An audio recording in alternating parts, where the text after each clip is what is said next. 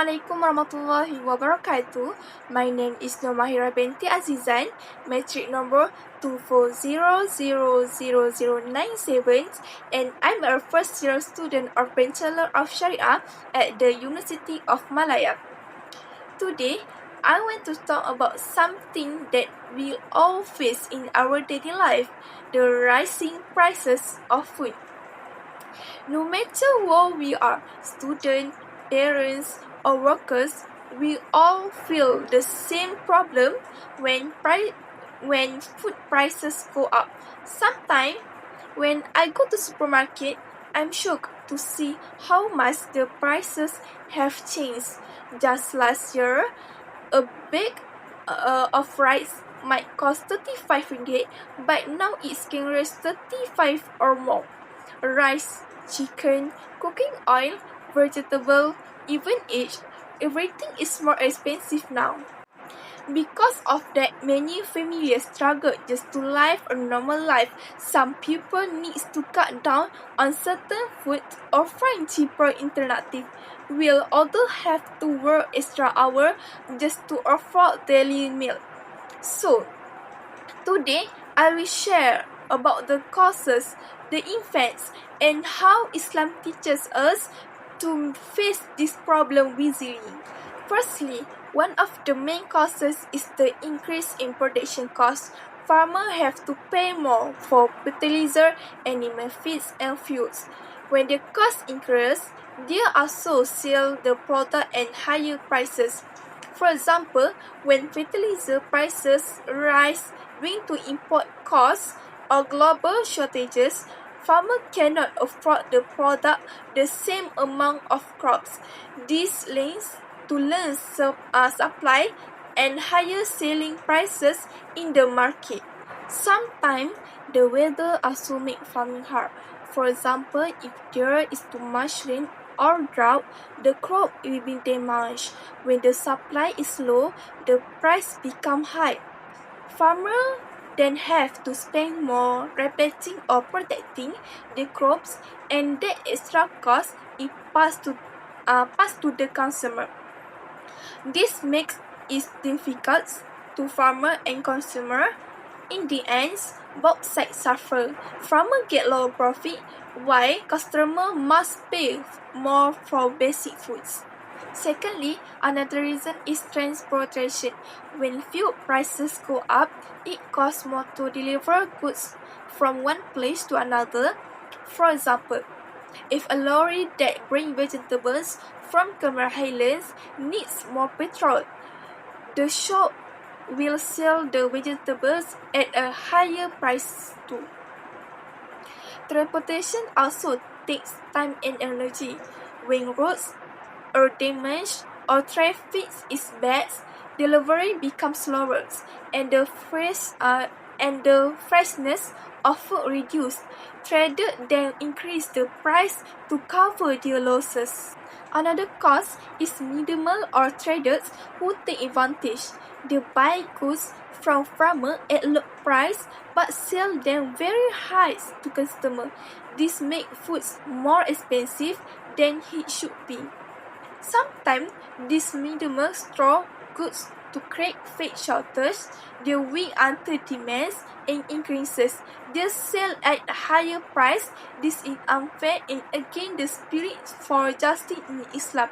If the government and community do not control it, this habit will continue and harm everyone. Next, we move to the third point, which is global and social factor. War, weather problems, or export bans can cause food shortages in many countries. For instance, when a country cannot export wheat or oil, other countries will also feel the effects. For example, during the Russian-Ukraine conflict, the price of wheat and cooking oil rose all around the world. Malaysia also faced the impact even though we far from the war zone. So this is not only a local problem, it's a global one. Another factor is population growth.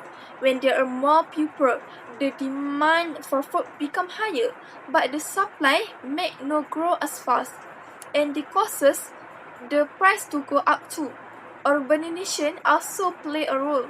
When more people move to cities, farmland becomes smaller because it's turned into housing and factory.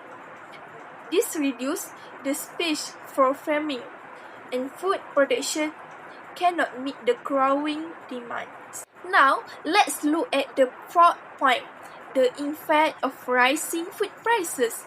When food becomes expensive, poor families are the ones who suffer the most. Some parents cannot afford to buy enough food for their children. Some have to borrow money or skip meals just to survive. This situation causes stress and sadness. People may feel angry, hopeless, and even lose trust in the system. Sometimes it can lead to crime or fight. So rising food prices are not just about money, they also affect our hearts and peace in society. Children from poor families may also suffer from malnutrition, which affect their health and learning ability. When this happens, it creates a long-term social problem because education and health are deeply connected to food. Small businesses like restaurants or food stalls also face problems. They have to pay more for ingredients, so they increase the price of food they sell. Then customers complain and business become harder. It's become a chain problem. Everyone gets affected. When inflation continues for too long, people lose their purchasing power, meaning that their salary cannot buy as much as before. This can reduce motivation to work and cause instability in the economy. In the long run, this can cause inflation, where almost everything becomes more expensive. When that happens, the value of money drops and our income is not enough anymore. Next, from the Islamic perspective and solution, Islam cares deeply about fitness and honestly intrigues. The Prophet Muhammad, peace be upon him, once said the prize are in the hand of Allah, but trader must not cheat or take advantage. This means Islam allows business and profit, but it must be done honestly. If traders raise prices too much, lie about quality, on hide goods to sell later, it becomes a sin. Cheating in business not only harm others, but also remove barakah from their income. Islam reminds us to will in a test. Not everything is about money, but about barakah and responsibility. Islam also teaches that every Muslim should be fair when buying and selling. The Prophet said, "May Allah have mercy on a person who is gentle when selling, buying, and asking for payments." This hadith reminds us to have good manner in business, be polite, truthful, and caring for other needs. Islam also provided solution for this issue. One of them is zakat and charity. When rich people give a small part of their wealth, it helps the poor to buy food and live better. This system keeps balance in society. Besides zakat, Islam also encourages work. For example, a person can donate land for farming or open a free food kitchen for the poor. This action helps reduce hunger and make society more peaceful. It's the time of the Cambridge, both lands were used to grow food that was distributed to urban and widows. This shows how Islam's economic system is based on competition and sharing, not greed and selfishness. Now, let's go to the last point, the role of government and the people. The government must make sure that no one cheats and that everyone can buy food at a fair price.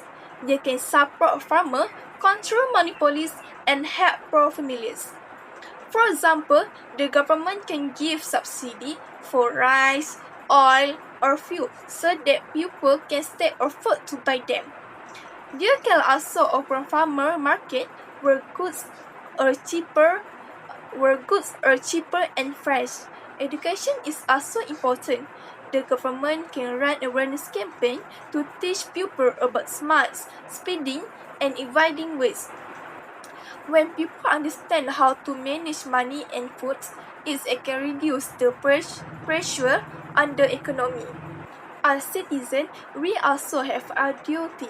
We should spend wisely, avoid wasting foods, and support local products. When we buy local goods, we help our farmers and reduce input costs. We should also practice moderation, not buying more than what we need and not throwing away leftover foods. In Islam, wasting food is a sin. If everyone play their part, their government, their traders, and their people, we can reduce the problem together. Moreover, moral and spiritual minded, Islam teaches us to be patient and thankful. When prices rise, we should not complain too much, but try to manage our spending and trust Allah's plan. The Quran says, indeed, with hardship comes ease.